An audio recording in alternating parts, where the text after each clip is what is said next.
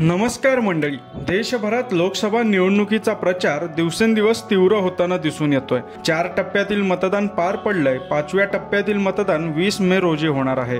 दरम्यान इंडिया आघाडीने एनडीएला यंदाच्या निवडणुकीत पराभूत करण्याचा चंग बांधला आहे, तर एनडीएने देखील केंद्रात तिसऱ्यांदा सरकार स्थापन करण्यासाठी जोरदार प्रयत्न केले आहेत। तर आज आपण महाराष्ट्रातील पालघर या लोकसभा मतदारसंघाविषयीची माहिती जाणून घेणार आहोत। तिथे कोणाला उमेदवारी मिळाली आहे, तसेच तेथील राजकीय वर्चस्व जास्त कोणाचं आहे याबद्दल थोडक्यात जाणून घेऊयात। नमस्कार, मी तेजस भागवत, ऋतम मराठीमध्ये आपल्या सगळ्यांचं स्वागत आहे। आज आपण पालघर लोकसभा मतदारसंघाविषयी जाणून घेणार आहोत। पालघरमध्ये यंदा तिरंगी लढत निर्माण झाली आहे। बहुजन विकास आघाडी देखील यंदा पालघर लोकसभेत निवडणुकीसाठी उभी आहे। बविआ, भाजपा आणि ठाकरेंची शिवसेना अशी ही लढत होणार आहे। या ठिकाणी मतांचे विभाजन हा फॅक्टर देखील अत्यंत महत्त्वाचा ठरू शकतो। यंदाच्या निवडणुकीत महायुतीकडून हेमंत सावरा तर महाविकास आघाडीकडून ठाकरे गटाने भारती कामाडी यांना तिकीट दिलंय। हितेंद्र ठाकूर यांच्या बहुजन विकास आघाडीतर्फे राजेश पाटील यांना तिकीट देण्यात आलंय। पालघरमध्ये यंदा महायुतीमध्ये उमेदवारीवरून घोळ पाहायला मिळाला।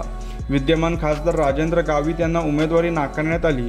त्यानंतर नाराज असलेले गावित भाजपामध्ये आले।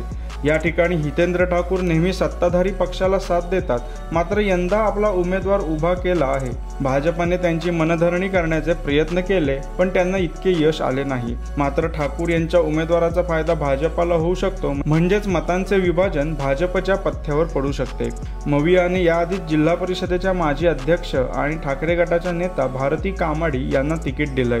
उद्धव ठाकरेंनी याआधीच प्रचाराला सुरुवात केली आहे। वाढवण बंदराला विरोध आणि मराठी मते ही कामाडी यांच्यासाठी जमेची बाजू असेल। मार्क्सवादी कम्युनिस्ट पक्षाचा पाठिंबा यंदा ठाकरे गटाला मिळण्याची शक्यता दिसते। वसई, पालघर, विक्रमगड, डहाणू आणि बोईसर हे विधानसभा ठाकरे गटासाठी मदतशीर असले तरी हितेंद्र ठाकूर यांच्या पक्षाची कामगिरी कशी राहते यावर सर्व काही अवलंबून राहील।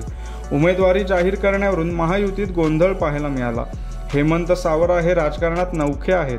पक्षाची संघटना आणि प्रचार या मुद्द्यांवर ते प्रयत्नशील आहेत। या मुद्द्यांवर ते विजयासाठी प्रयत्नशील आहेत। नालासोपारा, डहाणू आणि विक्रमगड येथून भाजपला मदत मिळण्याची शक्यता दिसते। या भागात उत्तर भारतीय मते असल्याने भाजपला मदत होऊ शकते। पालघरमध्ये बहुजन विकास आघाडीचे 3 आमदार आहेत, त्यामुळे कोणताही राजकीय पक्ष त्यांना कमी लेखण्याची चूक कधीच करत नाही। या ठिकाणी रेल्वे प्रवाशांच्या समस्या मोठ्या प्रमाणात आहेत। सागरी महामार्गाचे काम अपूर्ण अवस्थेत आहे।